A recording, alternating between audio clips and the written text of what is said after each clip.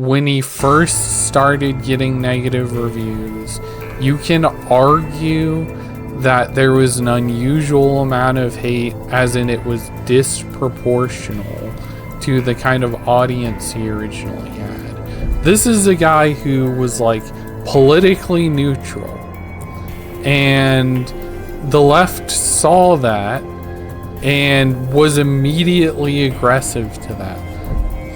Like, this is what happens when you have someone who I would say is generally relatively normal and then is introduced to sort of these insane left-wing activists and then just gets like pushed over the edge a little bit.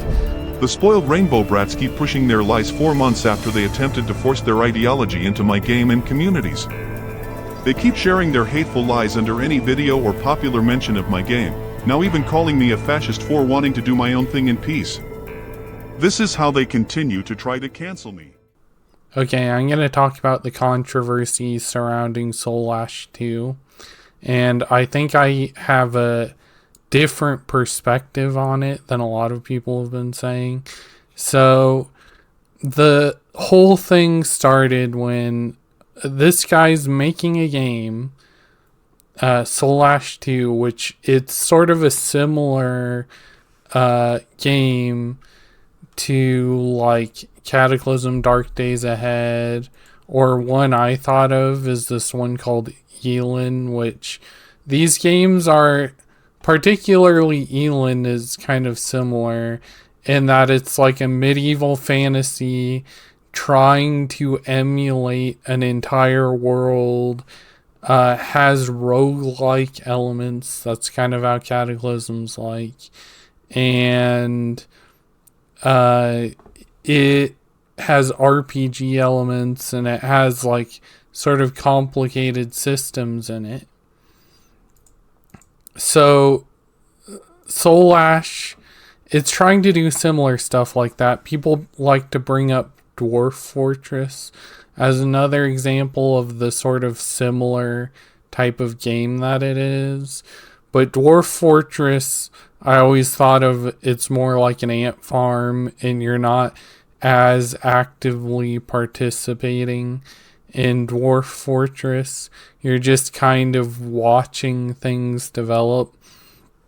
Except there's Dwarf Fortress Adventure Mode, and I don't have a lot of experience with Dwarf Fortress, so I can't say how accurate the comparison is, but it's that kind of genre of game. So there's aspects of it where there's simulations of things that occur in real life. So like when you first generate a world, it'll do 100 years of history for that world. So you'll see towns get built up and roads built up and stuff like that. Dwarf Fortress does do that same sort of thing. And it's not trying to simulate everything. Soulash isn't. But it's trying to do kind of that similar thing. So one thing he can't do, or like would take him a lot of work, is simulating interpersonal relationships. And it makes sense that he didn't really do that, because most games of this type, they don't really simulate interpersonal relationships. They'll have like a companion system where you can recruit someone and they'll follow you around. Like, that tends to be how games in this genre are, and like dialogue tends to be very weak. So that tends to be sort of a weakness of this genre, is usually interacting with other NPCs tends to be very limited. So what ended up being a controversy is he ended up adding in what was a legacy system. So the idea behind a legacy system is that two characters have a child and create a bloodline, and you track the bloodline. And he, in a sense, quote unquote, added marriage to the game, but he didn't really add marriage, as in, he didn't add the social interaction side of marriage. He added in the concept of marriage for the sake of bloodlines and a legacy. So he's not actually simulating a relationship. He's simulating something that will help with the whole family tree, bloodline, descendant kind of stuff. Now, this doesn't only apply to characters that you play as, because you'll meet other characters and they'll have siblings and parents and spouses and children. And it shows you how all the characters relate to each other. So there's family trees and stuff emulated in that. And so what ended up being a controversy is after he made this system, someone said, can you add gay marriage into the game? And so his whole argument as to why he was saying, like, I don't want to do that, it's not that he had an issue with the idea of gay marriage or, alternative relationships or something. It's that his legacy system is made to track bloodlines, and when people get gay married and are in a relationship, they don't have children, right? That's just acknowledging reality. So he can't make a system like simulate something that the system was never intended to represent. It's a legacy system. It's not a marriage system, right? This is the distinct difference.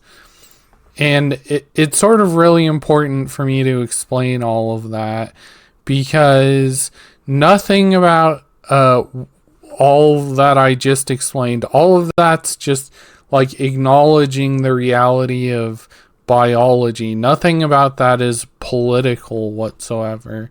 And then so people started turning this into some kind of political thing out of nowhere. So left-wing people and saying, the dev is anti-gay and a fascist and whatever, right?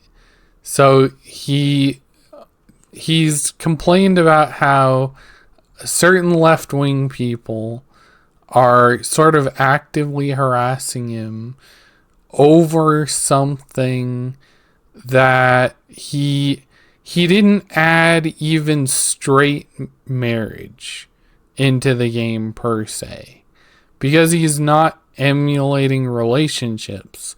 It's an entire system that he didn't really add to the game in the first place. So, because this game isn't made based around NPC interactions in that social way, right? It's really more about war and more of a macro view on things, and more about fighting and economy stuff rather than social interaction.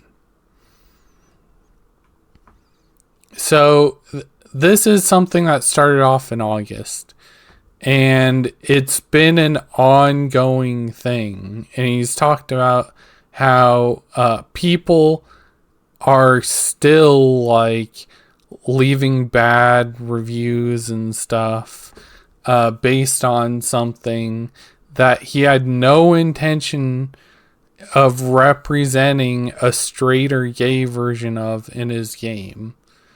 And so this exact situation that it reminds me of is this little meme comic, because he's literally said to people, I believe in live and let live. And so this is a guy who was like politically neutral, and the left saw that and was immediately aggressive to that. Like, if anything, he almost seemed like politically agnostic before, or like, this is not something I personally engage with in any capacity. I just want to make games. He's one of those kinds of game devs. And then the sort of left-wing activists went after him, and now he's like explicitly anti them. And like, in a way, this is a personal thing for him. And I'm not saying I blame him per se, but he has this like focus on it, and sort of everything you see him put out on social media is like this actively anti-left wing. So like, I can just show you what he said to kind of show you what I mean. So this is him talking about how people are still harassing him.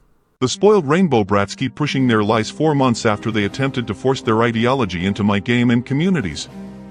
They keep sharing their hateful lies under any video or popular mention of my game, now even calling me a fascist for wanting to do my own thing in peace. This is how they continue to try to cancel me. It's clear to me that I won't be allowed to do my thing. Every update comes with a few new negative reviews, and every mention of my game comes with slurs in the comments. I will make the best roguelike anyway, even if it takes a little longer. They will, however, continue until all stores, communities, and content creators cancel me. Nobody wants to be accused of association with a homophobic fascist. They think if they repeat the lie enough times, it will become the truth.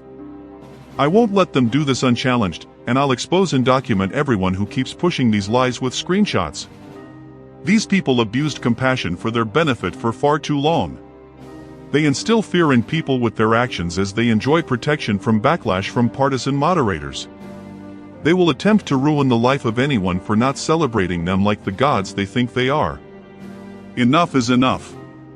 I hope these people would move on by now, but they are incapable because they have nothing to live for than hate. They just went to Blue Sky and became more aggressive on Reddit to protect and grow their vicious bubbles. The only way this ends is if these people are robbed of their power by exposing all of their hateful actions and asking point-blank everyone who continues to support them by waving rainbow and trans flags if this type of oppression and hate is what they stand for. I will take the initiative in 2025 and do everything I can to fight this oppression. Nobody should ever feel forced to change their work under the harassment of radical groups. It has to end. He has some opinions on gaming that also kind of reflect how he's mostly been politically neutral, in my opinion. But now he's like specifically anti insane leftists. Gaming is a medium that can unite people with a shared passion for fun, engaging gameplay, and great storytelling. Connecting with people worldwide despite cultural differences has always been the beauty of gaming communities. It's worth preserving over celebrating one group. For 2025, I have 3 goals. Ride 2,000 kilometers on my bike. Complete Soulash 2 roadmap. Highlight and build alternative communities for gaming and indie dev, free from the rainbow ideology celebration and other political propaganda. It's time to rebuild and protect our escapism. Remember when gaming discourse was where we debated things like whether Arthas did nothing wrong? I miss that. The prevalent topics of progressive politics and entertainment lack nuance. It's just about the narcissistic need to inject oneself everywhere. So you have to remember, this is like this is what happens when you have someone who I would say is generally relatively normal and then is introduced to sort of these insane left-wing activists, and then just gets like pushed over the edge a little bit. Like, now he has reason to hate them, and now this is something that's personal to him. And the funny thing about this is, if you look at his game on Steam and you look at the reviews, I wouldn't say, like, okay, if you look at the whole history of reviews that he's been given, when he first started getting negative reviews, you can argue that there was an unusual amount of hate, as in it was disproportional to the kind of audience he originally had. But when you look at everything as a whole now, in this context, it's hard to see, but there's still like negative reviews constantly since that one big spike. So he has been constantly getting like 1 or 2 negative reviews every once in a while. But if you look at this graph as a whole, if anything, he's been getting an unusual amount of support. And I think that's partly because you look at these 2 spikes and they correspond to like Osmongold talking about it. So it's his audience partly getting thrown into this. But like, I'm not saying isn't justified in feeling what he's feeling and feeling like he's being targeted and stuff. But the flip side of this is that he's getting an unusual amount of love. I purchased the game myself, and I think I've put like 10 or so hours into it. And I even got into the legacy system a tiny bit. And I had fun with it. I left a review for the game. If you want to help the guy, you can play the game for free, sort of, because there's a demo of it. So you can try out the demo. You can see if it's worth it to you. It's almost $20 to buy the game. If you buy it off of itch.io, you can give him any amount over that $18.99 because of how itch.io, their pricing works on there. So if you want to support the dev even more than usual, there's an opportunity for you to do that. In my opinion, the only issue I have with this game is there's sort of not too much of an incentive to like get into the deep end game stuff, because for the time being, the only stuff that exists end game is points of interest.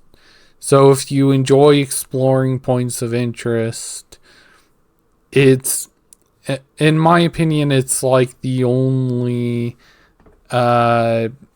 sort of carrot right now. There are ways to get like really good equipment, and there is that aspect of like building up a giant settlement and stuff. So I wouldn't say there aren't other things in the game per se, but it's like you build up a settlement, it gives you a bunch of money. What do you do with all the money? So there are things like that which end up kind of terminating rather than progressively leading to things. But it's also a sandbox, so there is that aspect of just do whatever you want and then you stop playing. You can't beat the game, you know? So you can support them if you want. And I did. And I had fun with what I've played of the game so far.